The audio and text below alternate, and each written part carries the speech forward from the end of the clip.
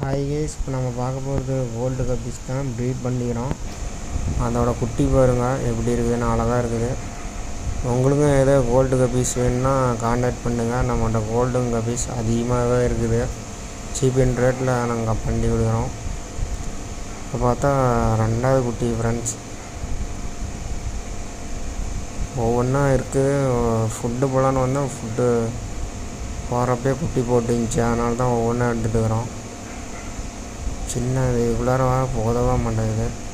அதான் உள்ளார ஒன்று இருந்துச்சு, அதையும் அப்படியே இருக்கிறப்பே பிடிச்சிக்கலான்னு ஒவ்வொன்றா எடுத்துகிட்டு இருக்கிறோம் ஃப்ரெண்ட்ஸ்.